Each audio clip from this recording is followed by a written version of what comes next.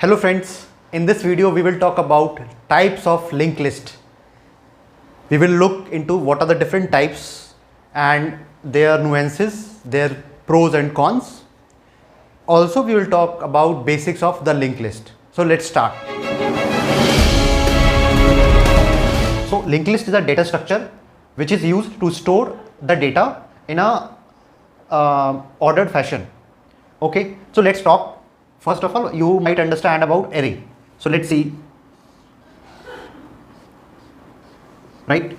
So we can call this also a data structure which store some elements in each of these indexes in a basically the ordered fashion, because they have the index of 0, 1, 2, 3 and 4.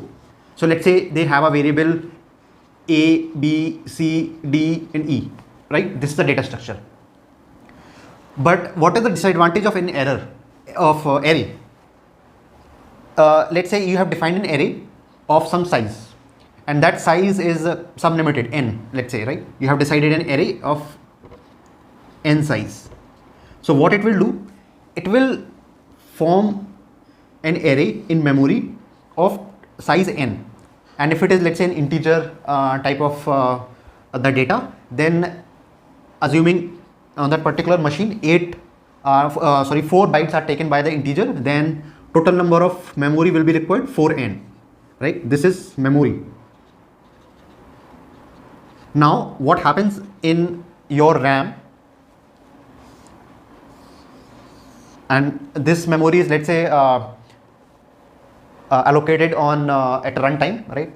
So so this memory will be allocated contiguously, right? So the 4n size memory will be allocated, and if it is, let's say, 4 GB RAM you have, right, then, and you have allocated, let's say, for 1000 elements, so it will be like 4 KB, right? These many of size will be allocated contiguously.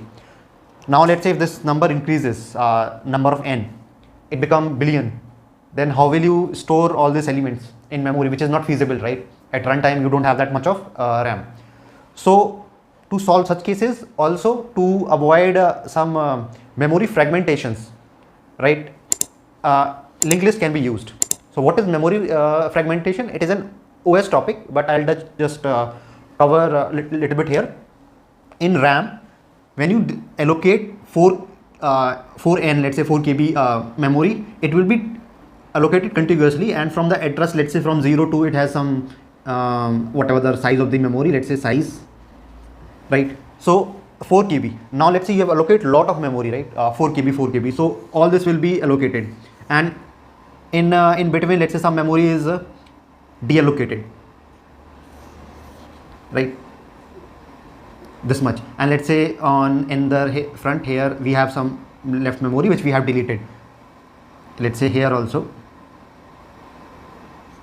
right? Now if you try to allocate one more block of 4 KB, there is no contiguous space left on this memory, right, on your RAM, so it will fail. But actually the memory is available, because part memory here and part here, and assuming like this sums up to 4 KB, whatever is your requirement. So in such, these are called fragmentation in OS. So to avoid such cases also, the linked list can be used. So let's see now what are the different types of linked list, and first of all, what is the linked list, and then its types. So let's see what is linked list. As the name suggests, linked, right? So each element is a link to another. Now what does this mean? If you compare this with the array, right, now one element will be here, second, third and fourth, and here also we have 1, 2, 3 and 4, but the linked list has the address of the second element as well. Here, because memory is contiguous, so it can reach to any element, but here, let's say if this memory is allocated separately, if we take a memory snapshot again, A will be allocated somewhere, right, then B will be allocated somewhere in the memory, right, and consider this is a 2D array having some addresses, right, in the RAM. So each basically node will be allocated separately. So how it can reach to the second element or third element or the next element, right? It can reach through the stored pointer or reference. Different language has a different terminology, but this will give the address of the second next element, and this may give, let's say here is third, right? So this may give the address of this. So like this arrow, right, is talking about the next element, the reference of the pointer. So these are the things which makes a list as a linked list, right? Otherwise this is also a list, and we call in array or list in some of the languages like Python, JavaScript, right? So this is the linked list. Now let's talk about what are the different types. So till this point we have discussed the array, then and how does the memory snapshot look like for an array, then the linked list, what are the snapshots of in memory of the linked list. Now let's see the type. So one is singly linked list, and this is called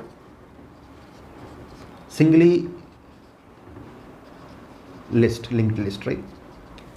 Which means a previous element has the address of the next element, and similarly this has a next element, and at the end it will be null or none, right? So at the end, because there is no element, so none. And whenever you want to add new element, so in this case we will create one more node, and this pointer will talk to this, and its next will be none. So I hope you got this, the singly linked list. And based on this reference and the address, right, we have a doubly linked list as well. So what is a doubly linked list?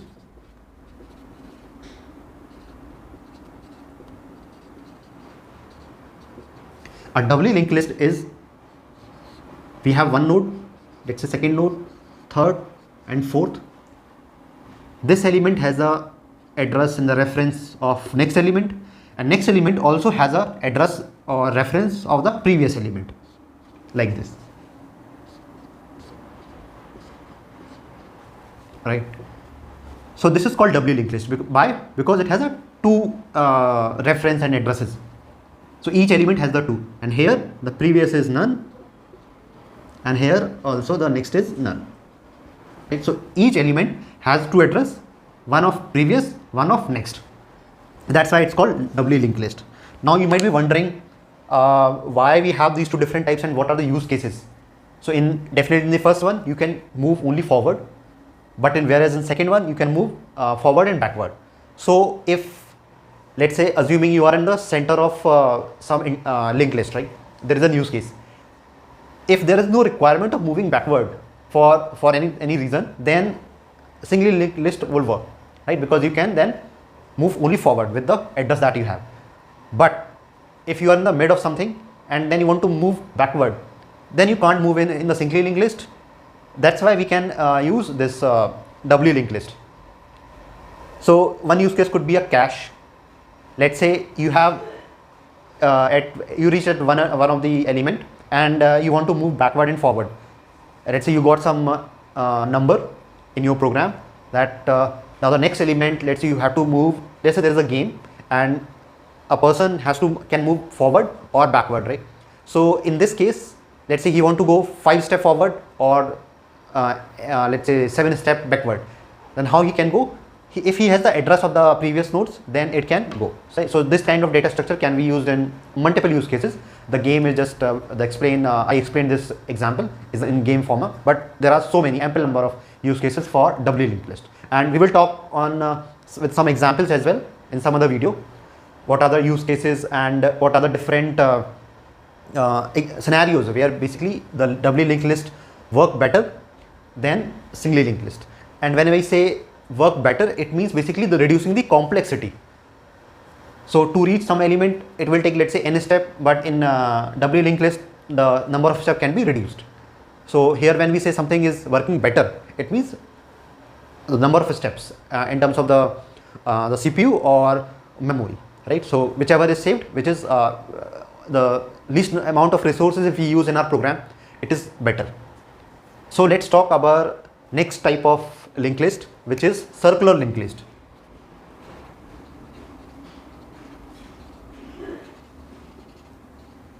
So as the name suggests, circular means it has a circle.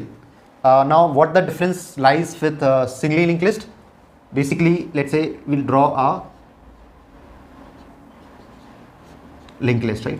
If I draw till this point, starting from here, it reaches to end, but end will have the pointer to the first one, so it becomes circle, right? So in this case, you can move in circle. Here the next pointer was null. Instead here we have 1, right? Now in this case, can you guess how will you find the size? Because if you start from end, then you will reach till first again, right? So you have to keep track of what is the size using comparing the pointer. So if you start from here and then keep moving till the next one till you reach the same node, right? You can get the size. Whereas in this case, till you reach the null, the last element, you can get the size. Now use case. What is the use case of circular linked list? So it can be used in many use cases. For example, you have so in operating system, or there are so many other algorithms where we can use this circular linked list. Example could be, let's say you have limited resources. So if new element is added, all should be shifted, right? Then how will you solve that problem? And the last element will evict the position, right? Then in such cases, circular linked list can be used. And there are very specific use cases, especially in the computer science. I'll talk on those topics in a separate video with details of each use case and with some more examples of other type of linked list. So let's now see our fourth type of linked list. And whereas in circular linked list, you have single and double pointers. Single and double. What it means? We have only the next pointer in the single one, and the double circular linked list, we have the previous pointer as well. So you can move back and forth.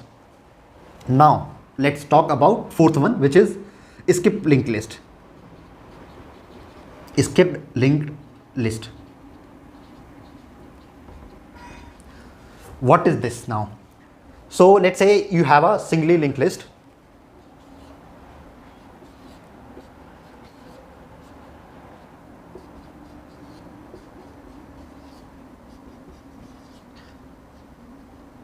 Right now, you can let's say you want to reach to fifth element. Then how will you reach?